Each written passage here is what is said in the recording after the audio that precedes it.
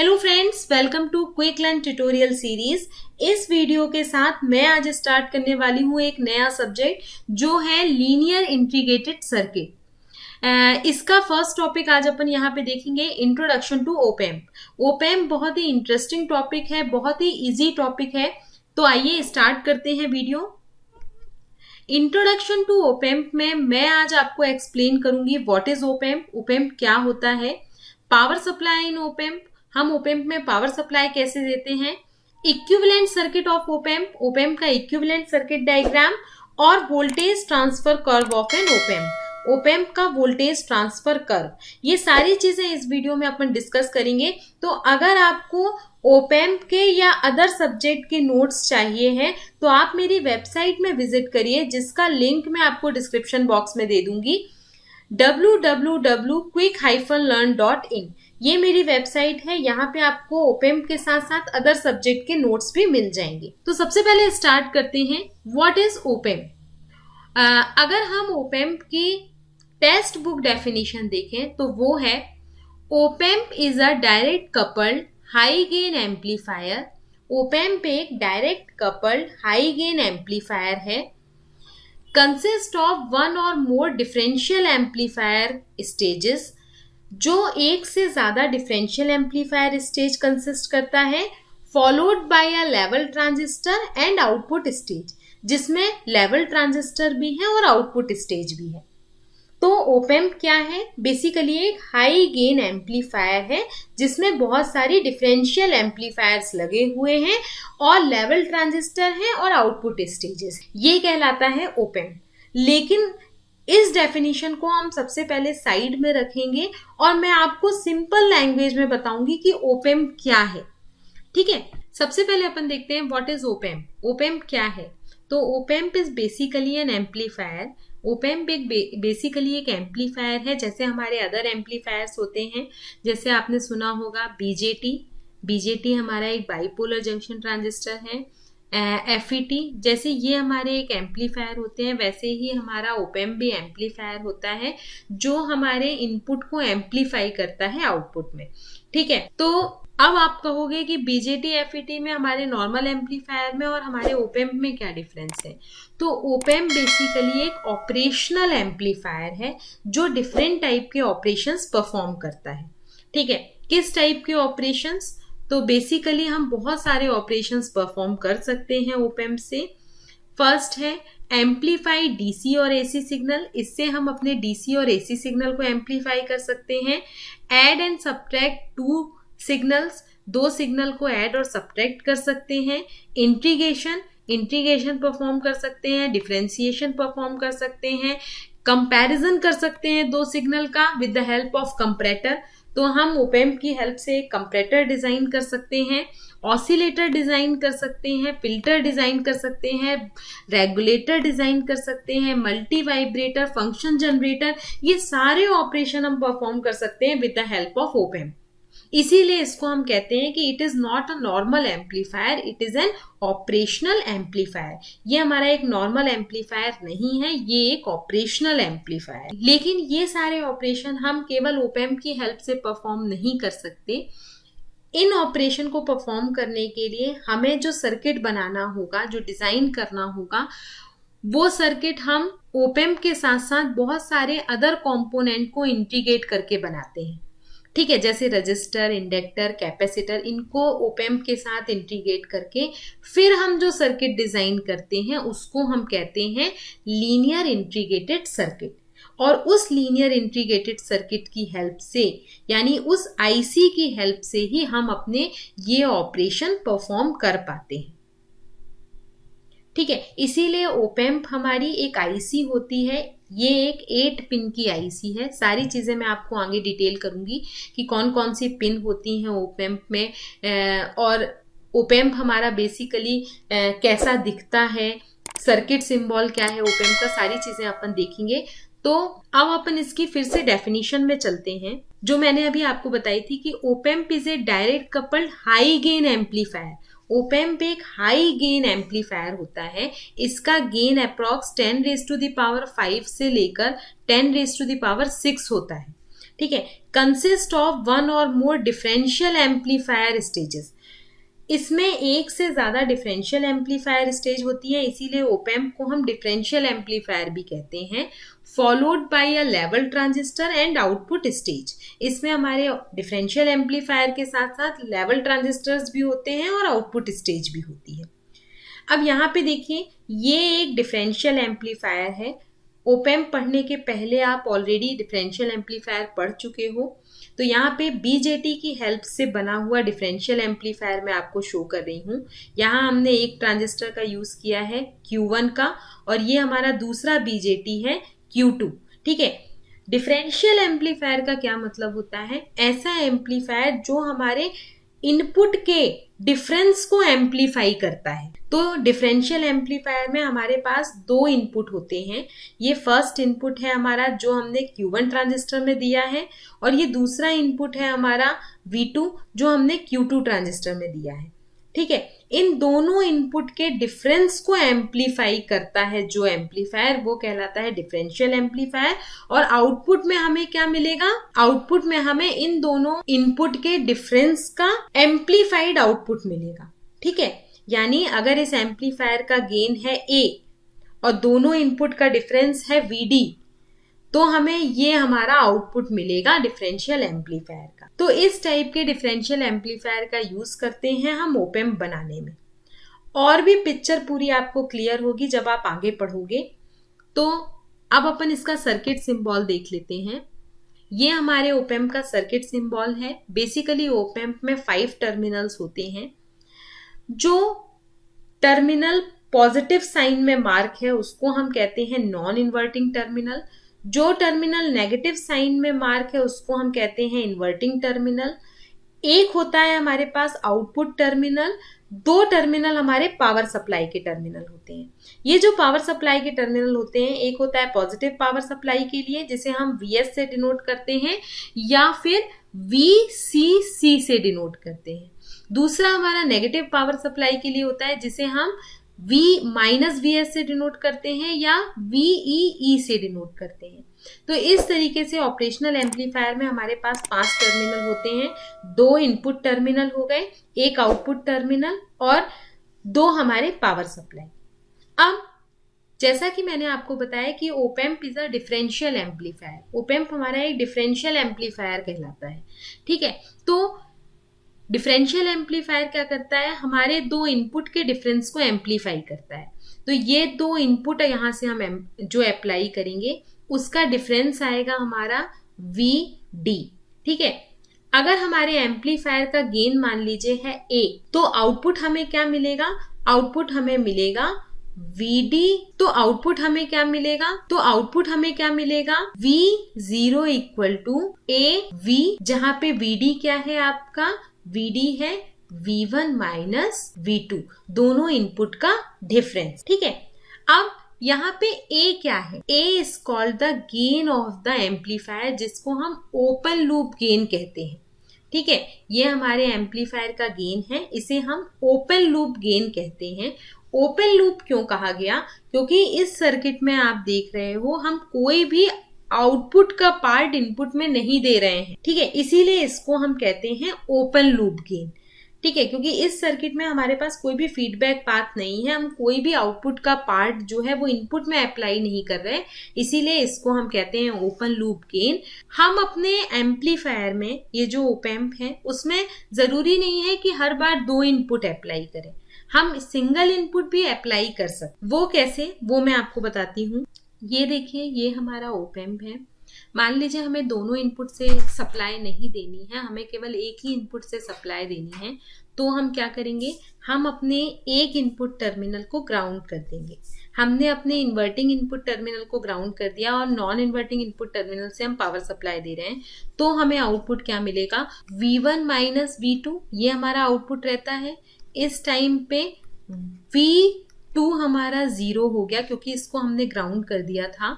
तो हमें आउटपुट में मिल रहा है AV1।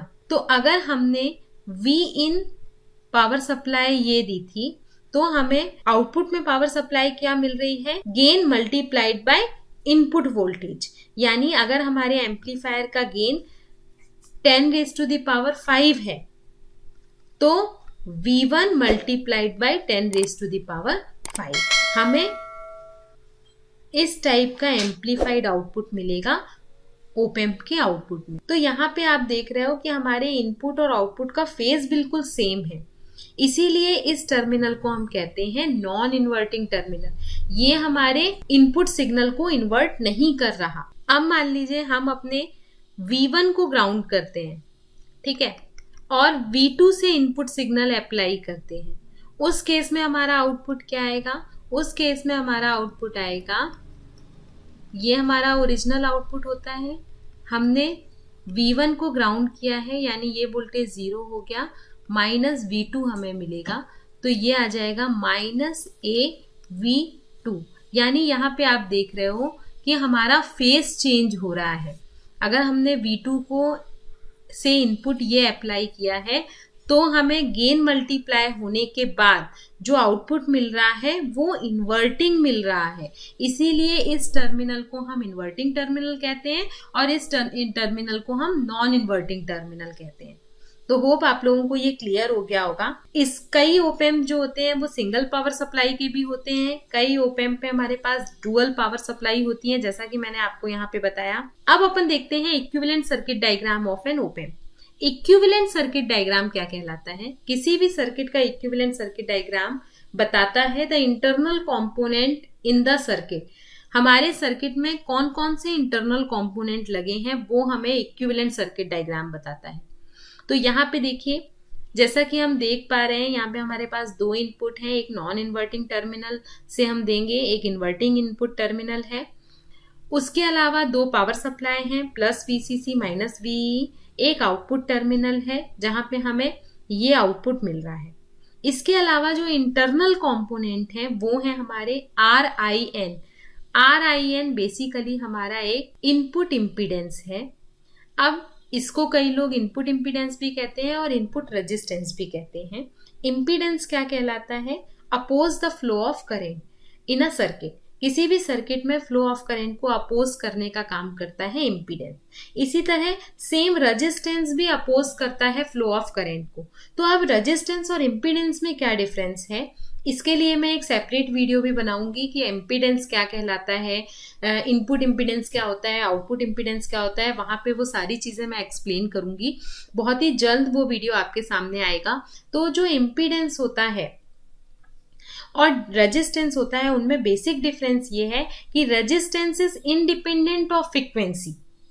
रेजिस्टेंस हमारा फ्रीक्वेंसी पे डिपेंड नहीं करता, ठीक है, लेकिन जो इम्पीडेंस होता है इज डिपेंड ऑन फ्रीक्वेंसी, वो फ्रीक्वेंसी पे डिपेंड करता है। तो अगर हम डीसी सर्किट की बात करें तो डीसी सर्किट में हमारे रेजिस्टेंस हमारे इम्पीडेंस के इक्वल होता है, लेकिन अगर हम एसी सर्किट की बात करेंगे तो रेजिस्टेंस इम्पीडेंस के इक्वल नहीं होता, ठीक है। तो RIN हमारे ओप एम्प का इनपुट रेजिस्टेंस है या इनपुट इम्पीडेंस कह सकते हो।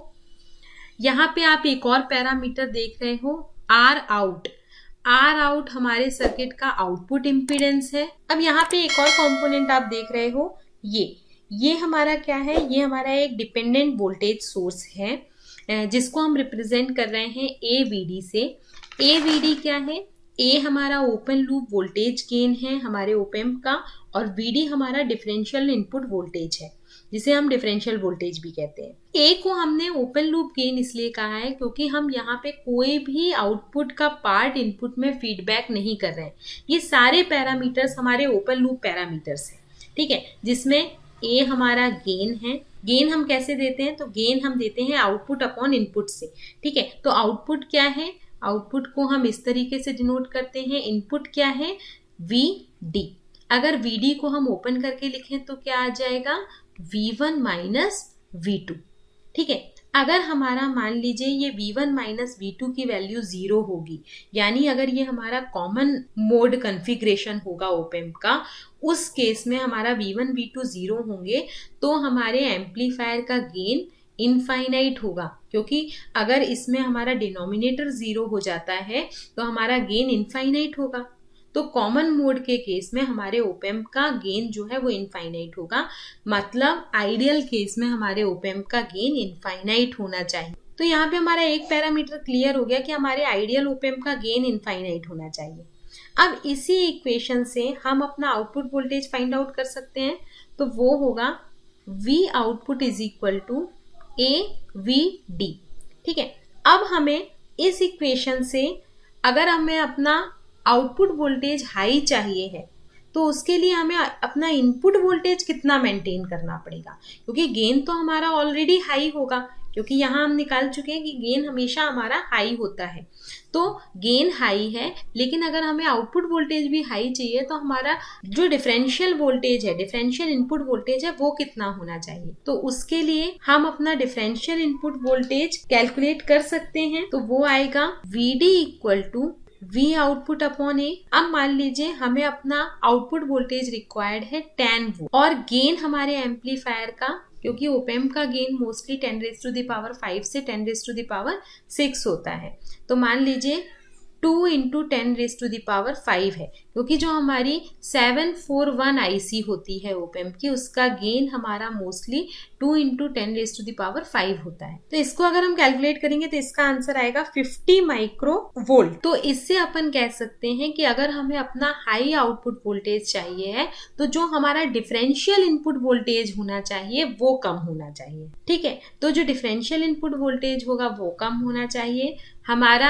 आइडियल केस में एम्पलीफायर का गेन हाई होना चाहिए, हमारा इनपुट रेजिस्टेंस की वैल्यू इनफाइनाइट होनी चाहिए, हमारे आउटपुट रेजिस्टेंस की वैल्यू 0 होनी चाहिए, क्योंकि जब आउटपुट रेजिस्टेंस की वैल्यू 0 होगी तभी हम पूरा का पूरा करंट जो है वो अपने आउटपुट में दे पाएंगे और हमें हाई आउटपुट मिलेगा। अगर इनपुट रेजिस्टेंस इनफाइनाइट होगा तभी उसी केस में जो हम इनपुट अप्लाई करेंगे वो डायरेक्ट ओप एम्प में जाएगा। उसके अलावा अगर हमने अपने इन्वर्टिंग और नॉन इन्वर्टिंग टर्मिनल यानी अपने इनपुट को 0 कर दिया तो हमें आउटपुट 0 मिलेगा।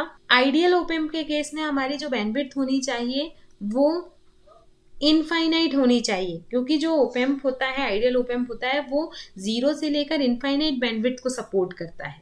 तो ये हमारा इक्विवेलेंट सर्किट डायग्राम था ओप एम्प का। अब यहाँ पे कुछ आइडियल कैरेक्टरिस्टिक दी हैं ओप एम्प की। जैसा कि मैंने आपको बताया कि जो ओपन लूप गेन होता है ओप एम्प का वो इनफाइनाइट होता है, लेकिन जो हमारा प्रैक्टिकल ओप एम्प है MU-A741 उसका गेन हमारा 2 × 10⁵ होता है। इनपुट इम्पीडेंस इनफाइनाइट होना चाहिए, 741 के लिए 2 मेगा एम्पियर होता है।